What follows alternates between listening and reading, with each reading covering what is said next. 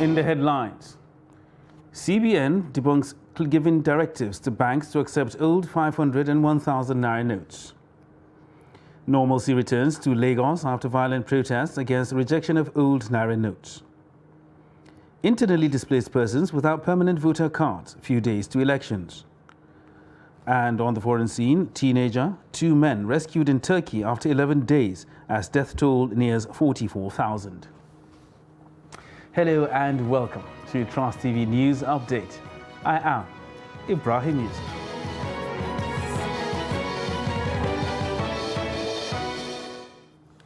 Hello and welcome once again. The Central Bank of Nigeria has denied media reports suggesting that the Apex Bank has directed commercial banks to accept old 500 and 1,000 naira notes.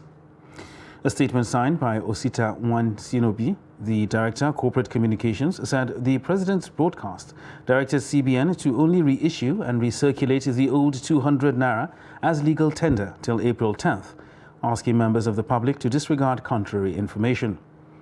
Reports on Friday added that the Central Bank of Nigeria has asked banks to start collecting old 500 and 1,000 naira notes from customers, stating that any amount above 500,000 could not be deposited. Meanwhile, normalcy has returned to Lagos communities after protests against the rejection of old naira notes turned violent. Residents protested rejection of old naira notes by traders and commercial drivers. The report. The violent protest broke out in some parts of Lagos State Friday morning over naira scarcity. At Mile 12, a popular international foodstuff market along Ikorodu, protesters blocked the road and set bonfires, making computers trap. Eyewitness account says there was pandemonium as many civil servants as possible and those going outside Ikorodu had to make a U-turn for fear of being hit. The protesters demand the rejection of the old naira note by traders. Some of the traders at Mile 12 market say scarcity of the new naira note and the rejection of the old 500 naira and 1,000 naira note ignite the protests. We all are hustling for this leg of this my 12, mostly this leg my 12. We went to bank did not collect this money, this old money. So, and this money is too much for this my 12, mostly in this my 12. This is one of the things that cause problem this morning. Because when you give the conductor, doctor say no collect, and from there fight begin to happen for this money. Because of this old money. This money is too much outside. We are begging people, our leaders, to sustain the dates of this money. Because this money is too much for our hand. People are carrying money up and down for this my 12. To buy foodstuffs, no way. People are hungry this my 12, this morning. We are walking up and down this morning. No way to spend this money. This money is too much for our hand. Please, we are begging Nigeria, our leaders, let them sustain these dates. Even 2 days or 3 days, please. Please, because we are going to vote, and we dey hungry and voting that day. We can't dey hungry and vote. Some of the transporters also voiced out their pains on the low circulation of the new note in the country. We are going to apply and beg the federal governments. My name is Minister for Women Affairs in this area.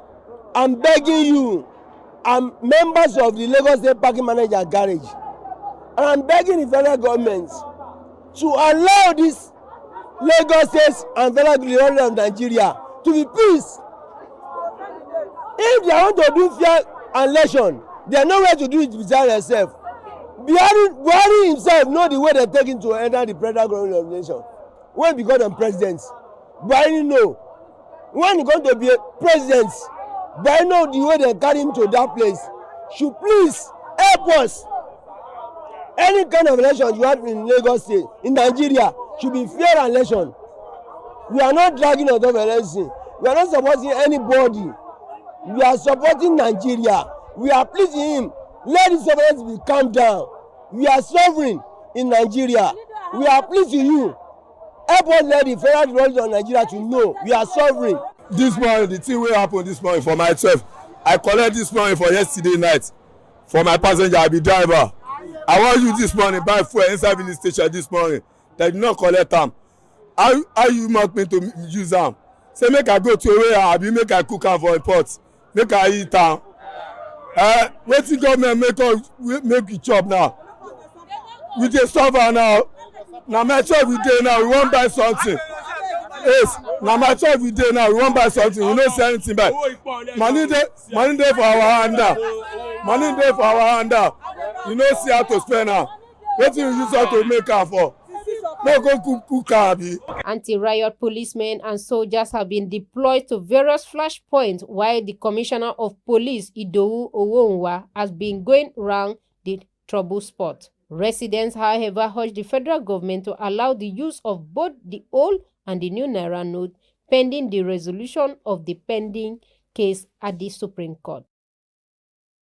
Meanwhile, the currency scarcity occasioned by the Naira redesign policy is taking a toll on small businesses in Abuja.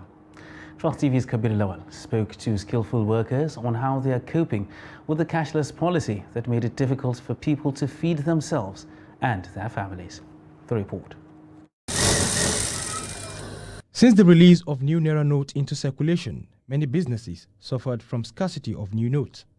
But matters became worse when other businesses refused to collect the old notes, leaving people with no option other than using electronic payment platforms or the new Naira notes that are increasingly difficult to get.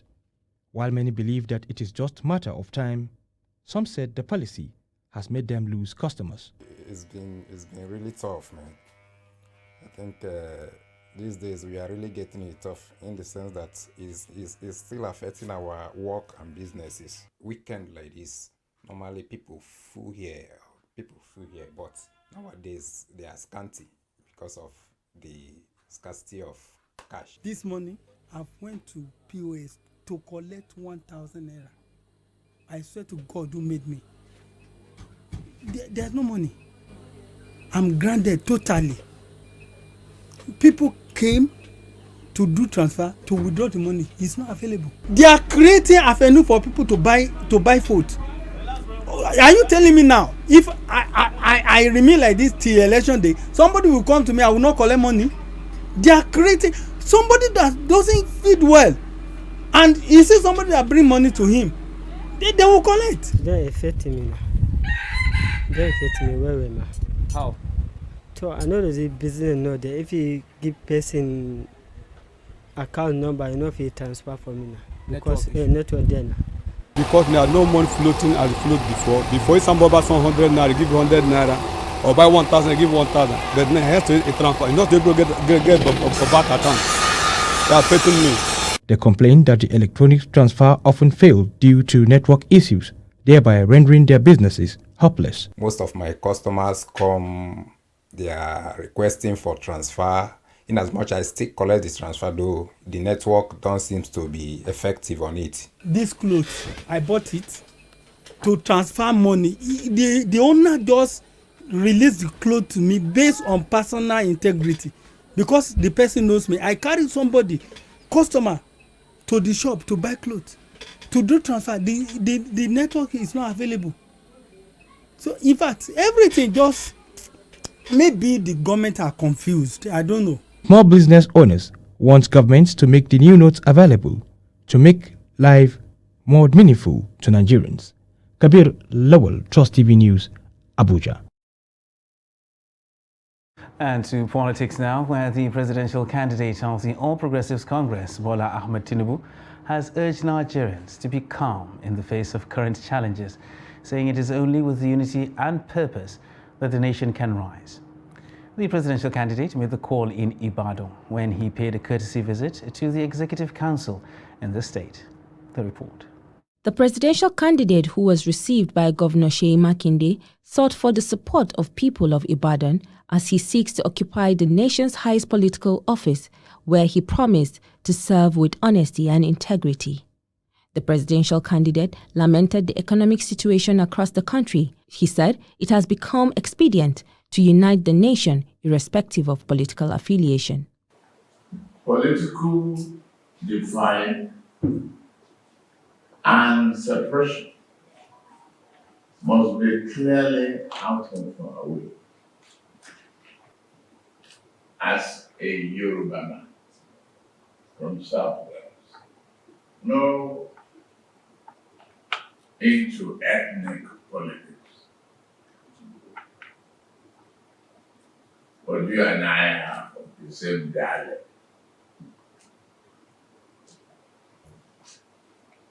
I think I should respect you in that regard also. So I am here to pay a simple respect, to explain to you that definitely we will behave ourselves. The host, Governor Seyi Makinde, described the agitation by the Integrity Group as a call for justice and unity. The governor said time has come for Nigerians to make decisions in the national interest. We have to evolve a system such that there's inclusivity, there's fairness, there's justice, there's equity in how we run this country.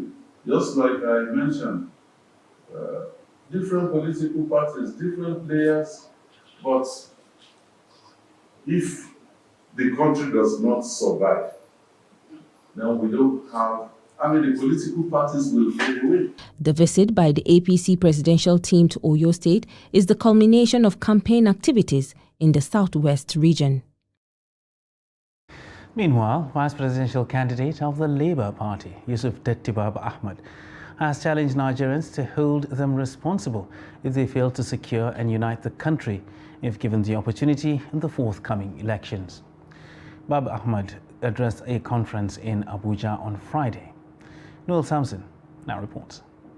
Ahmed sought to preside over the affairs of the country in 2019 under the platform of PDP, but lost the party ticket to Atiku Abubakar. In 2022, he contested to pick PDP governorship ticket in Kaduna State, but failed and was subsequently picked as Labour Party presidential running mate. Dattibabu Ahmed wants Nigerians to support his new party to win the election, promising not to disappoint if elected. We have asked Nigerians to hold us responsible if we fail as promised to secure, unite and prosper our dear nation, Nigeria. We have asked them to hold us responsible if we fail to move Nigeria from consumption to production. We have asked them to hold us accountable if we fail to build a 21st century economy propelled by technology, and if we fail to transform the vast arable land in Nigeria, especially northern Nigeria, into the new oil. We will bear the full responsibility if we fail to build the required human capital and skill for the 21st century economy that we live in.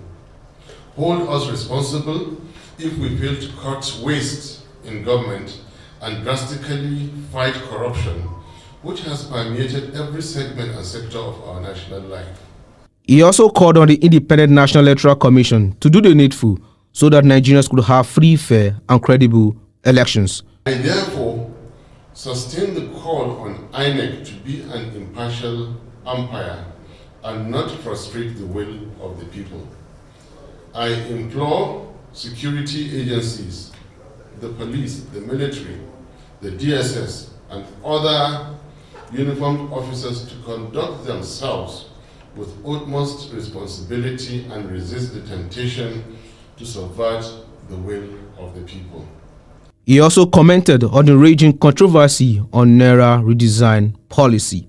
If an elected governor of a constituent part of a sovereign country will give direct instructions to the contrary of what is constitutionally the exclusive preserve of the federal government. Like it or hate it, Buhari's government was duly elected and sworn in. Nigeria is a sovereign state, and currency matters are a sovereign issue. Baba Ahmed appealed to Nigerians to endure the current Naira scarcity, saying it will soon be a thing of the past. Noel Samson, Trust TV News, Abuja. Meanwhile, the Independent National Electoral Commission, INEC, has again tasked politicians to eschew divisiveness, rancor and violence to ensure peaceful participation in the 2023 general elections. INEC National Commissioner in charge of Kaduna, Nasarawa, Niger and Plateau States, Muhammad Haruna, gave the task at a peace accord signing organized for political parties and politicians in Lafia, the Nasarawa state capital. Abubakar Abdullahi sent in the report and is here presented. The signing of peace accord has become a seasonal ceremony for political parties, politicians and electoral umpire. Speaking during the event, INEC National Commissioner in charge of Kaduna, Nasarawa, Niger and Plateau states, Muhammad Haruna, and the Nasarawa State Resident Electoral Commissioner, Uthman Ajidagba, said most political unrests happened due to the politicians' attitude towards election process, adding that in a bid to ensure a free violence elections in 2023, the commission organized a peace accord on campaigns which some politicians violated. They called on politicians and their supporters to exhibit sense of patriotism for the country and shun acts that may lead to unrest. They conducted a peace signing ceremony for campaigns. Hitherto, it has always been for elections alone. Unfortunately, in spite of those signatures, there has been a lot of violence. But as Drake said, at least Nasarawa State has been relatively peaceful. Our prayers is that you will sustain the peace that you have so far, and of course, well beyond Nasarawa State, because this is a national election. We can confidently say that our politicians here are playing by the rule of the game. Please, let us maintain it and even improve upon it, because it is in the atmosphere of peace and tranquility that progress can come. So we should be warned that please, Nasarawa State, which is known as one of the peaceful states in the Federation, whatever it will take us to maintain that status, we should not hesitate doing it. Let me thank INEC for their commitment to ensure that this election is conducted. This is what will make us proud as a nation, ensuring that these elections are held when due, at the time that we say we are going to have these elections, and making everything possible to support INEC to conduct these elections will send the signal that Nigeria is a serious country. I hope we'll continue to give INEC the necessary support to ensure that we have these elections. Despite the importance of signing of the peace accord, some politicians were visibly absent. That report was put together by Abubakar Abdullahi from Nasarawa. Now, a few days to the general elections in the country, some internally displaced persons in Katsina have accused the government of disenfranchising them. They said they lost their PVCs when bandits attacked their communities 4 to 5 years ago. Abdullahi Ahmadi had a one-on-one with some of the IDPs on the issue.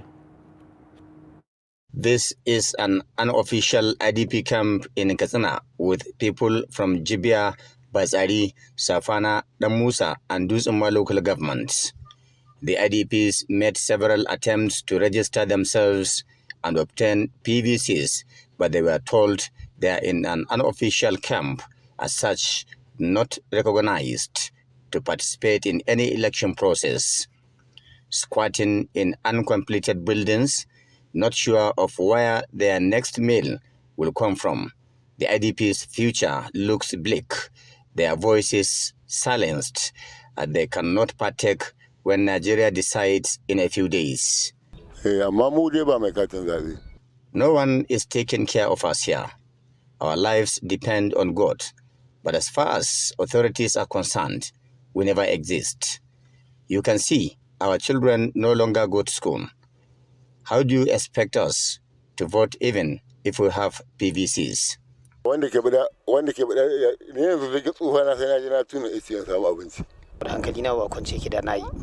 Anyone you see here is a beggar, and they say a beggar has no choice. My own is prayer for God to choose leaders who can support us and bring peace to guarantee our safety here and in our local communities. But for now, life continues. As early as 7 a.m., many households go out to fetch firewood for sale, while the young ones scavenge to make ends meet. They are, however, hopeful that one day peace will return to their local communities to enable them go back home and live a normal life. Gaskiya lokacin da muka je inda za mu bota skat sai aka ce mana an rufe. Most of us have to go out and beg for what to eat. If we get breakfast, only God will take care of the next meal. We're only surviving by the special grace of God. Mafi yawanci dai wasu ba su da shi gaskiya. They said their prayer is for peace to return and have the Nigeria that was once a place they called home. Abdullahi Ismayamadi, Trust Television News, Katsina. Still with us on Trust TV News Update. Still ahead. We'll take a look at how shortage of medical personnel scares patients. Details of this and more after the break. Stay with us.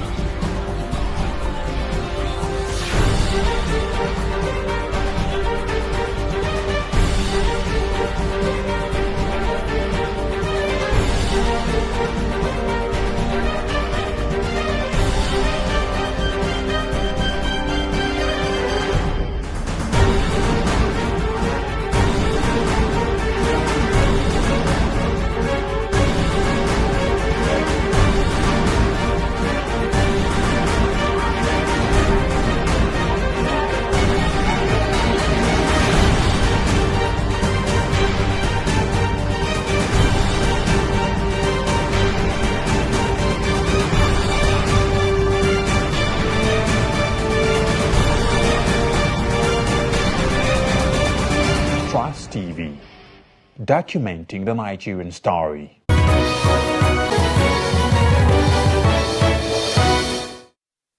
Welcome back, and thanks for staying with us on Trust TV News Update. Now let's take another look at our top stories. CBN debunks giving directives to banks to accept old 500 and 1,000 naira notes. And normalcy returns to Lagos after violent protests against rejection of old naira notes. And moving on to other news now. Barely a week from Nigeria's general elections, concerns are being raised about the safety and protection of journalists during the polls. Stakeholders believe there is a pressing need to strengthen election security and have urged media stakeholders to equip journalists with skills to protect themselves, insisting that the security of journalists remains one of the burning national issues. They are urging all tiers of government to refrain from implementing restrictions on the freedom of expression. The stakeholders, rather, are advocating for the adoption of a legal and regulatory framework which would foster the development of free and independent media.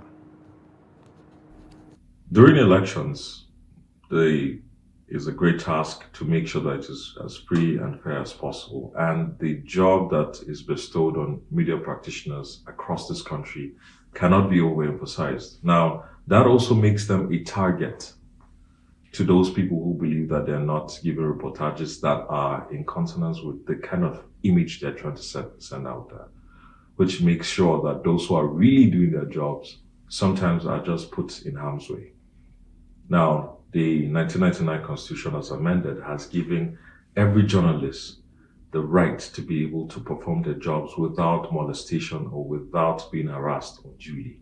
The media actors should be able to do their job without the fear of being hunted down. So that means they need to be, their psychological frame has to be very free.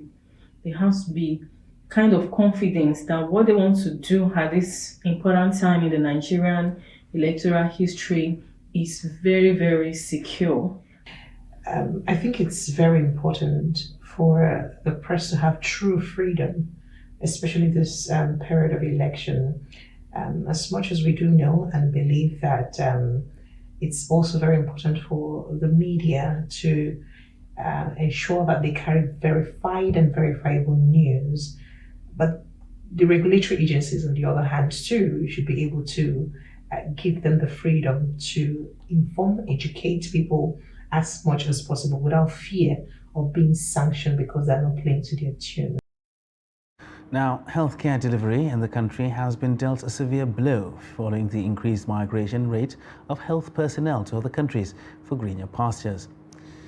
Poor remuneration, a lack of commensurate welfare package, as well as inadequate infrastructural facilities are among the reasons adduced by medical personnel for the brain drain in their profession.